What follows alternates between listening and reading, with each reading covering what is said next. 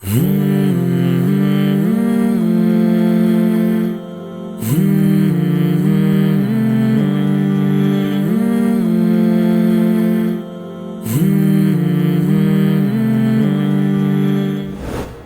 بالله من الشيطان الرجيم. وإذا قيل لهم آمنوا كما آمن الناس قالوا أنؤمن كما آمن السفهاء ألا إنهم هم السفهاء ولكن لا يعلمون. سورة البقرة 13 نمبر آیت. د آیت کریمه کې الله جل جلاله د منافقانو یو بل بد صفت بیانوي چې هغه صحابه کرامو چې زموږ د دین یو سند دی، یو بنیاد دی، د هغې بې ادبي کول. دا د منافق سړي محترمو غټه نښه ده چې هغه صحابه کرامو پسې به خبرې کوي او د هغې سپکاوی به بیانوي.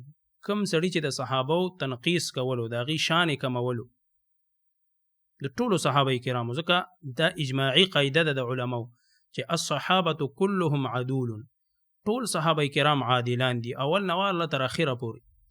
نو څوک چې د دې په باره کې خوله وازی پوه شه چې دا سړی منافق دی چې د صحابه کرامو بدي بیانوي.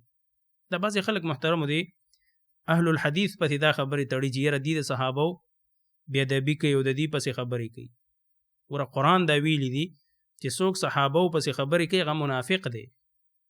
نو څنګه به یو صحیح عقیدې والا عالم را پاسي او به صحابو تنقیص او د هغې شان به کموي، د هغې به بې ادبي کوي؟ دا خو یقینا چې منافق دی چې څوک د صحابو بدي بیانوي. الله فرمایي واذا او کله هم چې قیله وویلی شي، دلته اذا د عموم دپاره او قیله د فاعل هم حذف شوی دی د عموم دپاره، که هر څوک دې ته ووایي.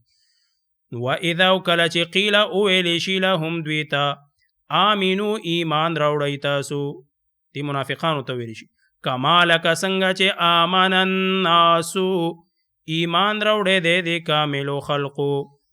که دې ته وویلی شي چې ایمان د دې کاملو خلقو په شان راوړئ، الناس کې د الف لام د کمال دپاره دي، چې دې ته وویلی شي چې تاسو د دې کاملو خلقو په شان ایمان راوړئ. ګوره دلته الله جل جلاله صحابه کرامو ته الناس ویل، د الف لام د کمال چې دا کامل خلق دي صحابه کرام، او د صحابه کرامو د ایمان دا دلته الله جل جلاله معیار جوړ کو چې اے منافقانو ستاسو ایمان که چرته بالفرض قبلیږي نو هغه به اله قبلیږي چې د صحابه کرامو د ایمان په شانتي وي. دا څومره غټ منقبت او څومره غټه کامیابی ده د صحابه کرامو چې هغې ته الله جل جلاله معیار وویلو.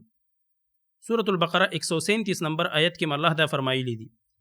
الله فرمایي فإن آمنو که چرته د خلکو ایمان راوړو بمثل ما لکه څنګه چې آمنتم تاسو ایمان راوړی دی اے صحابو به په کومو څیزونو باندې، نو فقد اهتدوا یقینا چې دوی به هدایت حاصل کی، یعنی هدایت په څه باندې حاصلیږي؟ د صحابه کرامو د ایمان په شانتي ایمان راوړل.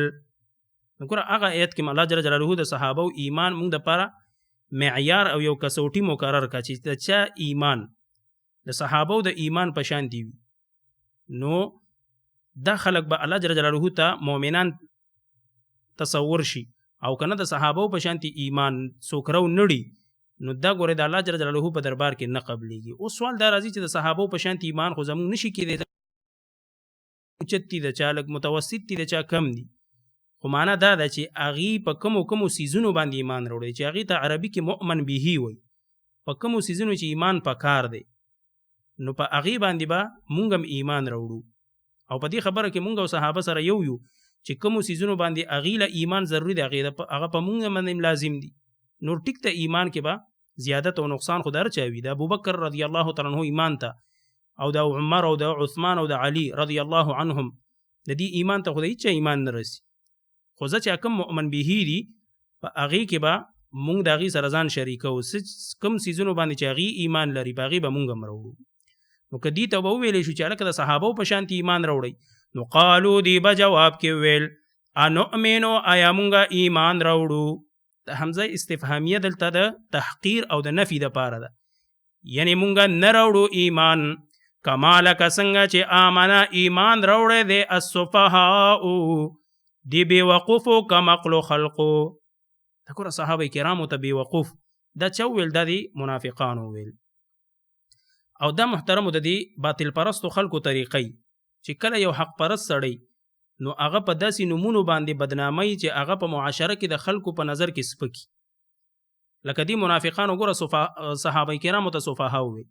دا ولې چې دا د دې معاشره کې بدنام کی چې مړه دا خو کمقل دي او دا خو دومره پوهه خلک نه دي، ځکه د نبی رسول تابعدار جوړ شوي. اوس هم تاسو ګورئ محترمو، څوک چې حقه مسله کوي نو خلک په مختلف بلیمونه لګوي، مختلف نومونه.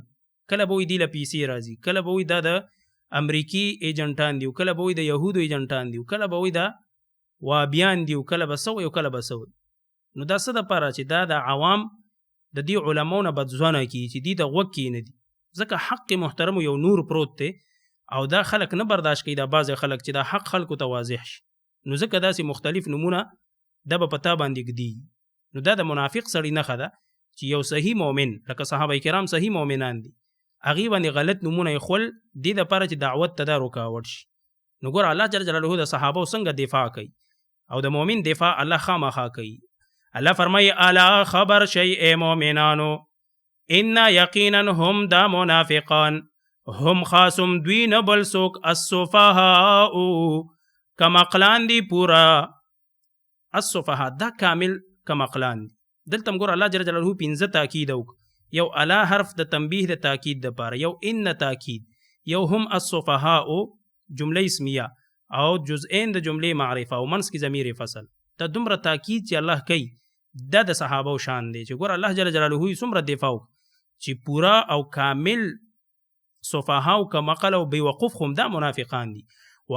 لیکن لا يعلمون دی نه پوهېږي په خپل دې صفاحت او کمقل توب باندې، ځکه د صحابه کرامو بدي بیانوي. نو آیت حاصل دا شو چې څوک د صحابو بدي بیانوي دا انسان غټ منافق دی. سبحانك اللهم وبحمدك اشهد ان لا اله الا انت استغفرك واتوب اليك.